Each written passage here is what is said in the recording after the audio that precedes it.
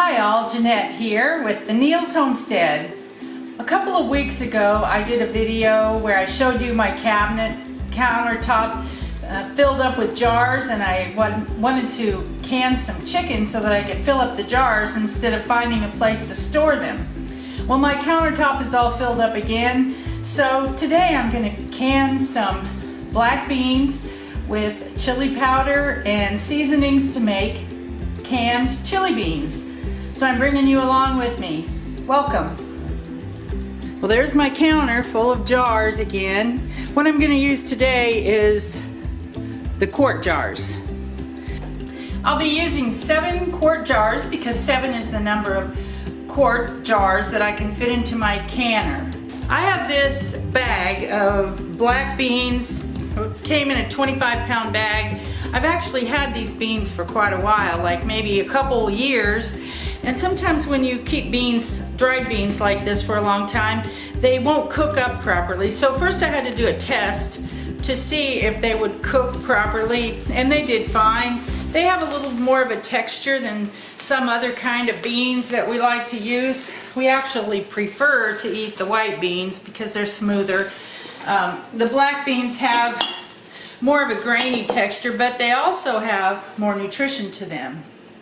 I'm going to measure out 7 cups of beans and put in this bowl here because I want to rinse them off, especially since I've had them sitting around for a couple of years. I mean, they've been in a bag, but they could have a little bit of dust on them. Now, I've used this brand of beans that I get from my Amish bulk food store before, and I've always found them to be stone free, so I'm not going to worry about sorting through them carefully. I'm just going to give them a quick rinse and drain the water off. I used 7 cups because I'll use 1 cup of beans for every jar. So give me a chance to rinse these and I'll be right back with you. I'll use this funnel to help me get them into the jars easily, and then I'll just measure out 1 cup for each jar. I haven't soaked these beans, I only rinsed them, so they haven't absorbed water and swelled up at this point. Now there are basically 2 different ways you can beans. One is to do like I'm doing and just putting dry beans right into the jar, and then the other is to cook the beans first. I actually have only ever done it with the dried beans because I know that it's easier this way than the other. It's much easier to just put the dried beans in here and the pressure cooker cooks them thoroughly than it is to go to all the trouble of cooking the beans, soaking them, cooking them, and going through all that. So to me, this is the best way to do it. All right, I've got 1 cup of beans in each jar. What I'm going to add to my jars for my chili seasoning is chili powder that I got from my local Amish bulk food store. I also have dehydrated onions that I'm going to put in the top of them. I have some whole cumin. I like cumin in the chili, and I have some granulated garlic powder basically.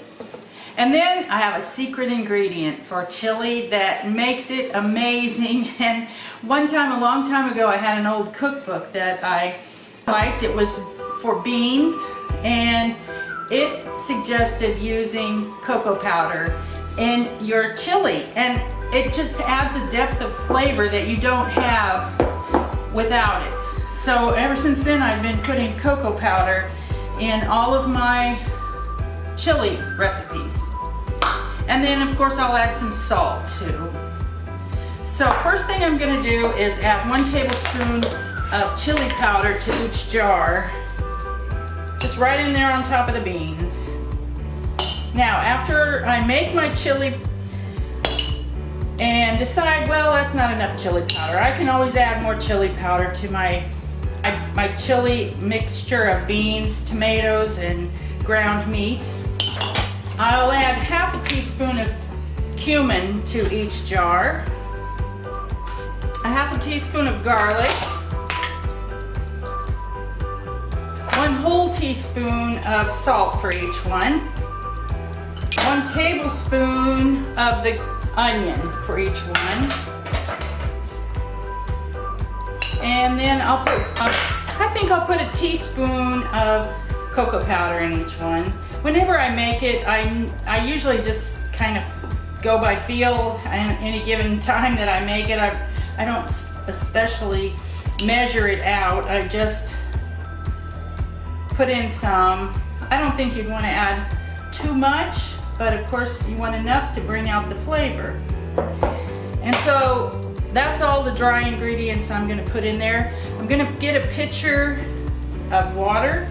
I'm just going to get hot tap water out of my sink here. I'm not going to do boiling water because when you put it in the pressure cooker, it's going to bring the water up to a boil. So you're going to get boiling water either way you do it.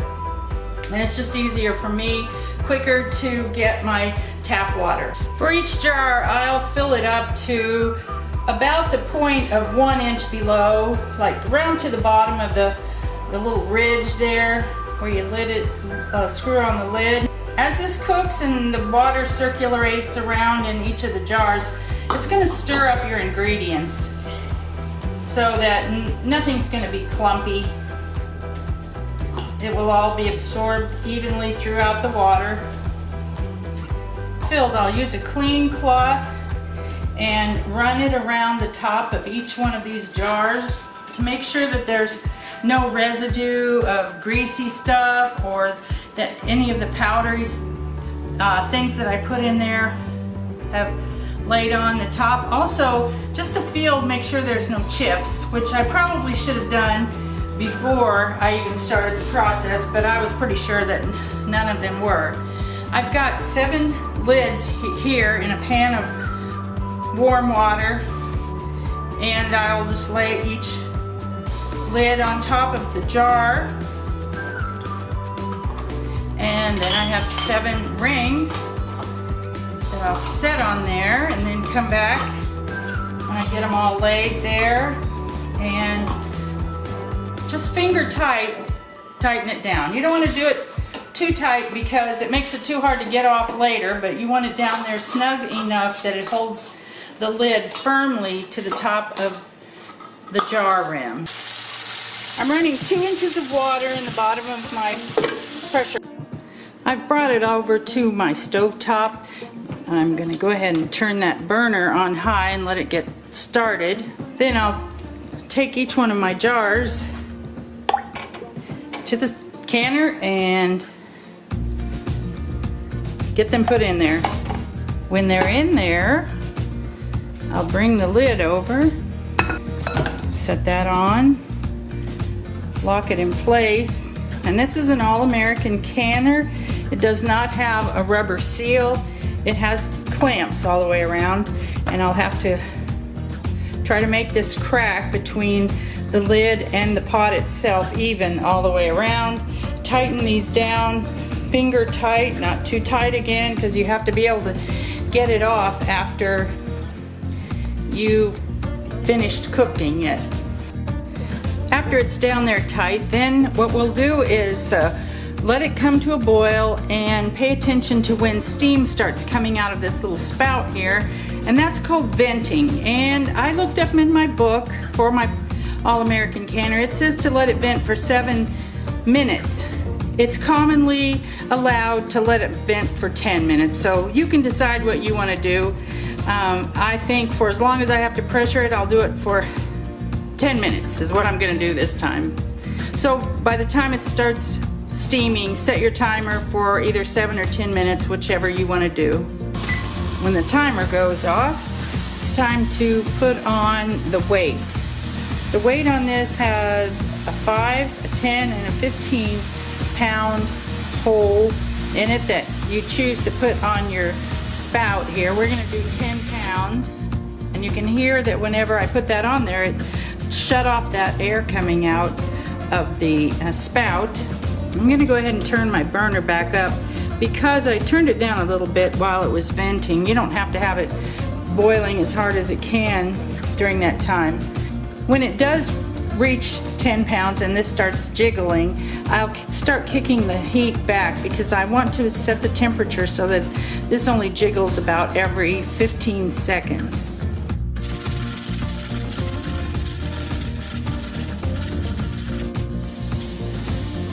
timer goes off, I'll just turn the heat off and carefully lift this up and move it over onto this towel right here and let that cool.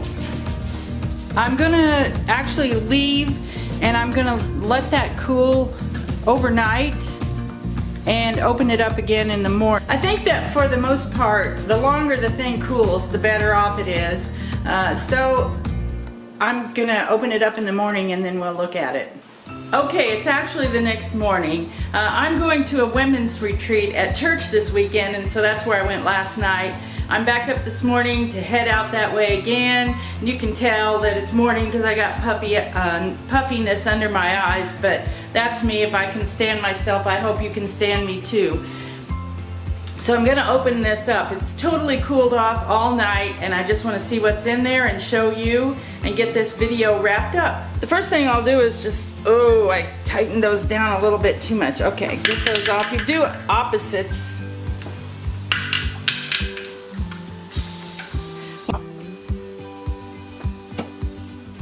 There are my jars. Uh-oh, that one doesn't sound quite right. So there's something about that didn't seal. Right here you can see some little particles of bean skin. I wonder if one of them floated up to the top and got in the way. This is something that happens.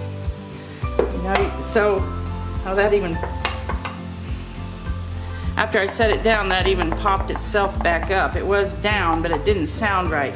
There's a certain ping that you can hear. And when you hear it like that, then that means it has sealed. Now these are black beans and they aren't very pretty actually, but I could smell this while it was processing and it really smells good. So we'll get these jars out. I'll take the rings off, wipe the jars down, rinse them off probably and wipe them down, and then I'll put them in my pantry. Whenever I use these jars of beans in my chili, what I will do is take 1 jar of beans, 1 jar that I can myself of tomatoes, and then about a pound of ground meat. I use venison, beef, pork. It depends on what I grab when I go to the freezer. And I'll mix those together. I'll taste it, see if it needs any extra, like maybe a little bit extra chili powder or anything like that, and I can make a quick, easy meal. I love making convenience food for myself instead of going to the store. I like to stay out of the store.